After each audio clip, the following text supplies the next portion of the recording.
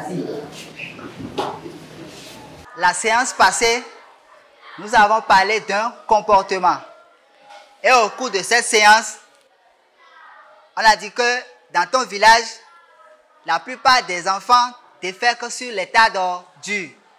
Les adultes vont dans la brousse pour faire leurs besoins à l'air libre derrière les hautes herbes. Ce comportement n'est pas sans conséquences sur la santé. Alors, quelles conséquences la défécation à l'air libre a sur la santé? Oui, Nadège. La défécation à l'air libre sur les eaux. Bafo. C'est un village que j'ai connu il y a 3 ans parce que j'y suis affecté. Lors de mes premiers jours, j'ai été vraiment choqué. C'est-à-dire, contrairement à ce qui se passe dans la ville où on a les toilettes pour aller faire ses besoins, ici à Gbafo, c'est le contraire. Et j'ai vraiment été choqué de constater que la plupart, ou bien toute la population presque, va dans la brousse déféquer. Et quant aux enfants, ils le font sur les tas d'ordures, et non loin même des maisons. Ça m'a choqué. Et la deuxième chose, c'est qu'en classe, souvent il y a assez d'enfants qui se mettent à vomir, ou carrément des enfants qui s'absentent souvent pour raison de santé. Et souvent, c'est les maux de ventre qui les gênent. Alors, de ce fait, je me suis dit que peut-être le fait de déféquer dans la brousse aurait un effet notoire sur la santé des enfants. Alors, je me suis dit qu'il faut rapidement faire quelque chose. C'est là que j'ai pris la décision de les sensibiliser, c'est-à-dire de sensibiliser le village. Et cette sensibilisation-là, à travers les élèves que je garde en classe.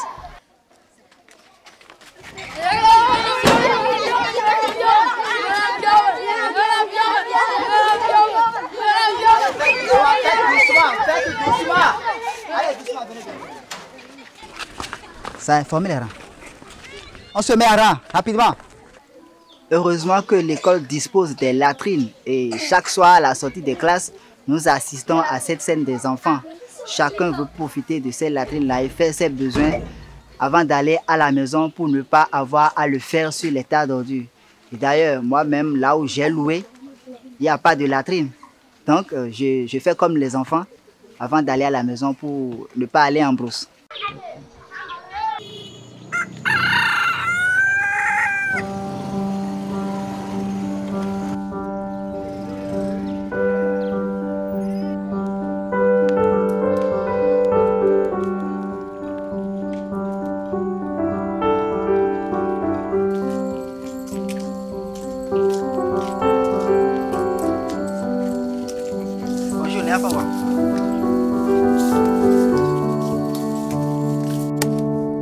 J'ai choisi d'accompagner les enfants juste pour m'assurer de leur sécurité parce que ce n'est pas bon d'envoyer les enfants seuls dans la brousse pour déféquer et aussi pour creuser le trou et remarquer que l'enfant a effectivement déféqué dans le trou.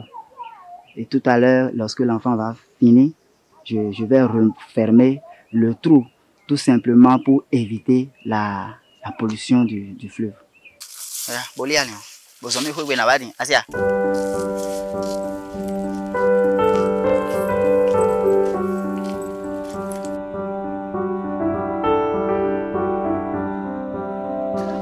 Ici, c'est le fleuve Zou à hauteur de Bafo. C'est au bord de ce fleuve que la plupart des femmes viennent vaquer à leur occupation.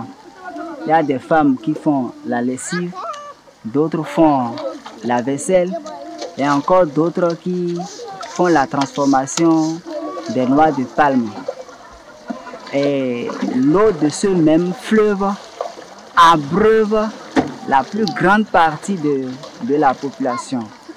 Alors voilà que les déchets issus de la défécation à l'air libre et les ordures, tous ces déchets-là sont déversés dans le même fleuve par l'eau de ruissellement en période de pluie. Alors imaginez un peu la qualité de l'eau que la population consomme. Donc directement cette eau impacte la santé de la population, ce qui entraîne des maladies, et surtout des maladies hydriques.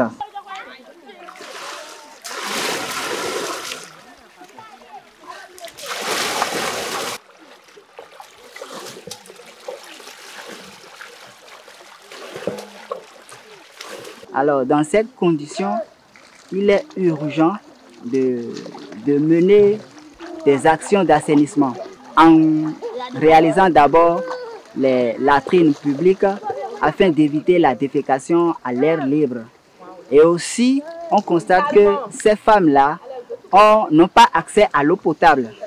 Donc, si on peut réaliser aussi des forages suffisants afin que ces femmes-là puissent s'approvisionner en eau potable et éviter de consommer l'eau du fleuve.